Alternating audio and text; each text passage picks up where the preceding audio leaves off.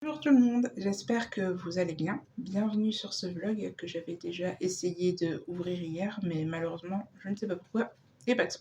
Peu importe. J'essaye de recommencer ça ce matin.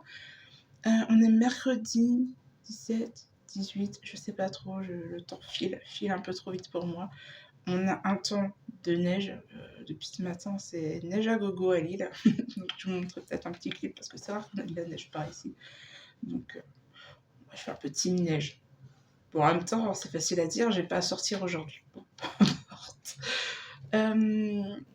Ah oui, du coup, la semaine passée, je vous avais montré un petit peu ma pique du hasard que j'avais faite pour le challenge Il est bien ce livre, Limite du hasard. Et du coup, ce mois-ci, c'était le numéro 3 qui est sorti. Donc pour moi, c'est Les gens de la rue des rêves de Miyamoto Teru. Voilà. Donc j'ai bien entamé. Hein. Il me reste que deux petites... 50 pages de petites nouvelles. Parce que oui, ce livre, au final, est un petit recueil de nouvelles qui va vraiment concerner une rue de Osaka, donc la rue des rêves, comme le titre l'indique au final. Et du coup, on va suivre des petites histoires, des petits moments. Donc les petites nouvelles font 20-30 pages. Par exemple, je sais pas, on va parler de l'horloger, on va parler du boucher. Il y a une maison d'édition qui est toujours fermée. Il y a un restaurant, enfin bref, il y a plein de personnages, des fois un petit peu récurrents sur plusieurs nouvelles où les personnages se croisent. Est-ce que les nouvelles m'intéressent? Qu'est-ce que j'en pense? Comme ça, je sais pas trop quoi en penser parce que après je suis déjà pas très nouvelle à la base, faut l'avouer. Donc c'est vrai que je suis peut-être pas forcément très neutre, je suis pas très habituée à lire ce genre de lecture tout simplement. Et oui, j'aime bien sans trouver ça non plus incroyable, même s'il y a des sujets traités en nouvelles intéressantes, des histoires quand même assez... voilà, on n'est pas sur... je sais pas, on n'est pas sur Mitsuki qui a perdu son doudou dans la rue. On est quand même sur des sujets très... Excusez-moi, je vais la voir un peu en haut aujourd'hui. Donc on est quand même sur des sujets des fois assez glauques, assez à réflexion quand même, voilà. Donc j'en dirai pas plus, je vais le finir, j'essaierai de faire un petit avis, mais bon, c'est un petit peu difficile de faire un petit avis sur un ensemble de nouvelles. Je vous ferai un avis global de ce que j'en ai pensé. On verra bien. Voilà. Donc du coup, je voulais continuer sur du Stephen King, mais je sais pas pourquoi. Je me suis dit hier que j'allais faire un petit tour à la bibliothèque, j'ai un petit peu le temps, donc je vais aller un petit peu à la bibliothèque faire un petit tour. Donc j'ai chopé quelques titres qui m'ont vraiment fait de l'œil. Je rapproche les livres, donc je vous montre ça. Alors déjà, je vais vous montrer les deux livres qu'on a eu dans la fantasy. Donc, alors je vous fais pas de résumé ou autre, je vous montre même pas le derrière couverture parce que déjà celui-là je l'ai entamé, c'est ma nouvelle lecture. Hop là. Voilà, on est sur Chasseur de flammes de Hafsa Faisal. J'espère que je suis désolée si j'écorche les noms, désolée. Donc là on est sur quelle édition? Sexus, je crois. Je vous dirai ça plus tard, j'ai pas eu le temps de bien, je veux dire hier en plus j'ai lu 43 pages. Donc, je vous dirai ça, un petit peu plus d'informations. Oui voilà, de Sexus. J'ai un peu du mal avec certaines maisons d'édition, j'ai pas trop l'habitude de lire. Et j'ai pris aussi celui-ci, alors que pour son physique. Je l'avoue, je suis une superficielle, voilà, vous le savez. Donc, 6 couronnes écarlates de Isabelle Lim. Alors, je sais pas si on va être dans le Japon ou en Chine, mais bon, l'image laisse paraître quelque chose d'assez asiatique. On verra bien. Donc, j'ai pas lu le derrière, mais bon, j'ai juste vu que c'était de la fantaisie.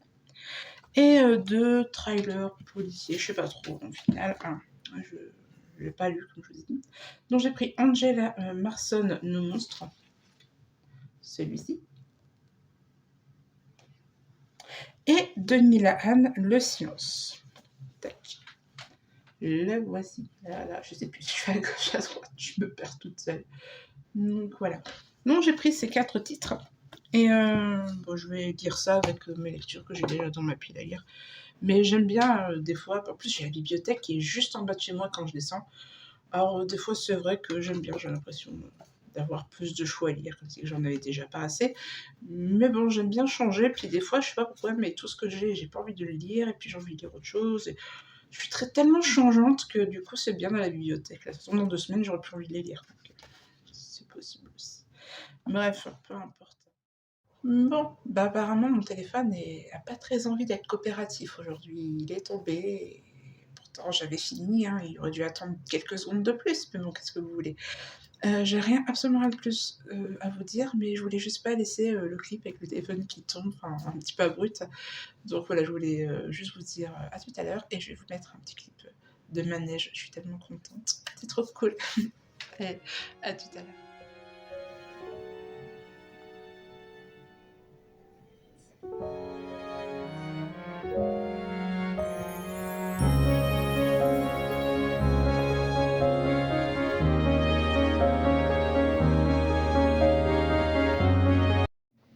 Voilà, c'est ça mon DP. Donc ça c'est mon DP de Noël que j'ai commencé en novembre. J'ai pas fait grand chose, j'ai fait que la partie, je sais pas si vous voyez la différence. Hop. Bon, c'est pour ceux qui connaissent pas, le but du jeu c'est que c'est une toile collante. Il y a plein de petites lettres. Oups, désolée pour le vomito. Vous avez des petites lettres ici, avec le code couleur. Et de là, vous avez plein de sachets avec les codes couleurs. Vous prenez votre petite perle là, hop, pour le coller directement sur le numéro. Donc ça prend un temps fou. Et j'en fais pas souvent, je sais pas pourquoi j'en ai pris un grand, je me suis un petit peu emballée. Et voilà, bon, j'espère que j'aurai fini quand même au printemps, parce que bon, je sais pas trop si j'aurais envie de faire un Père Noël en hiver, non, au printemps-été. Mais bon, après voilà, c'est sympa, ça détend. Et c'est en faisant ça, souvent, je vais écouter le livre Joe le Hobbit. Du coup, je vais vous mettre un petit clip aussi. Sonnette retentit de nouveau avec bruit, 2 fois plutôt qu'une. Cette fois, c'est certainement Gandalf, songea-t-il en se pressant le long du couloir, tout essoufflé. Mais ce n'était pas lui. C'étaient 2 autres nains, tous 2 avec des capuchons bleus, des ceintures d'argent et des barbes blondes, et chacun transportait un sac d'outils et une pelle. Ils bondirent à l'intérieur, aussitôt la porte entr'ouverte. Bilbo n'en fut guère surpris. « Que puis-je faire pour vous, messieurs les nains ?» dit-il. « Kili, à votre service. » Recoucou. Alors, on est normalement vendredi 19 et je vais pas vous prendre face cam, je vais juste vous présenter un petit peu mes lectures que j'ai faites depuis mercredi et ce que j'ai l'intention de lire un petit peu ce week-end. Alors déjà, pour commencer, j'ai fini le Miyamoto Teru, donc Les gens de la rue des rêves. Donc il y a un petit recueil de nouvelles qui se passe au Japon dans une rue à Osaka. Bon, bah, la rue des rêves, entre autres. Qu'est-ce que j'en ai aimé? Qu'est-ce que j'ai quelque chose à ajouter par rapport à ce que je vous ai dit en début de semaine? Pas grand-chose, hein, forcément, je peux pas vous dire si j'ai aimé la fin ou pas. On est vraiment sur un recueil de nouvelles avec des thématiques abordées assez légèrement. Les nouvelles sont plutôt courtes, c'est-à-dire qu'à peu près chaque nouvelle, ou alors on dépasse pas une trentaine de pages, 20-30 pages. Donc c'est un petit peu récurrent sur chaque nouvelle. Hein. Je veux dire, vous n'avez pas des nouvelles de 10 pages et une de 100 pages. Voilà, c'est vraiment 20-30 pages par personnage. Donc on est vraiment dans une rue commerçante. J'y commerçante parce que les personnages qu'on va suivre en règle générale, la grande partie sont des commerçants, donc l'horloger, des frères qui sont bouchers, une personne qui travaille dans un pachinko, enfin voilà, bref, peu importe. Et on traverse pas le Japon à gauche, à droite, on est vraiment dans cette petite rue à Osaka. Et sincèrement, j'ai pas d'avis plus défini. Mais en même temps, je l'ai lu il y a pas longtemps. Enfin, je l'ai terminé il y a 1 ou 2 heures. Donc, à mon avis, je vais laisser un petit peu ça s'agiter dans ma petite tête. Voir s'il y a des réflexions qui en sortent ou pas. Parce que souvent, j'ai besoin de temps des fois pour me faire certaines réflexions. Je suis pas la plus rapide, on va-t-on dire. Donc voilà pour ce livre-là. J'en reparlerai du coup dans mon bilan lecture en essayant de mieux développer en essayant de pas trop spoil. Et du coup, la dernière fois, je vous avais dit aussi que j'avais commencé ce livre, donc qui est un livre fantasy, donc Le chasseur de flammes, de Hafsa Faisal. Alors, désolée, je suis toujours pas plus douée pour dire les noms. Le tome 1, Les sables d'Araouia. Oui, c'est formidable mon accent, je sais. Donc, de Saxus. Qu'est-ce que j'en pense? Alors, du coup, déjà, il est vraiment magnifique. Hein. Regardez-moi ça. Bon, déjà, les petites pages comme ça en bleu, c'est sympa. Hop, je sais pas l'ouvrir plus. Sans trop bouger. Hop.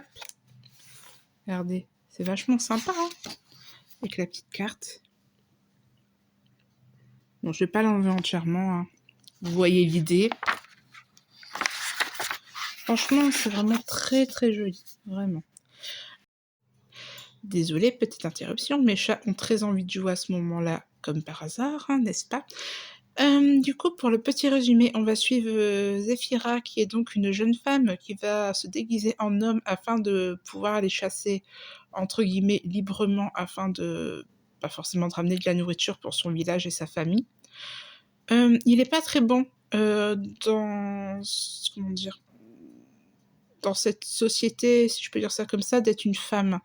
D'avoir un commerce, d'entreprendre par exemple comme Zéphira d'aller chasser, c'est pas bien vu. C'est même tendance à porter un peu malheur. Je vous laisserai découvrir un petit peu tout ça dans le roman.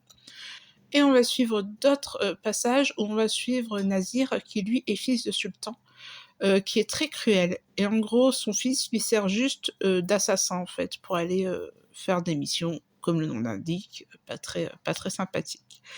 De là, nous sommes dans un univers où autrefois il y avait de la magie, il n'y a plus de magie, on a une forêt maudite, il y a une quête, et bon bah là j'en suis. Quelle page?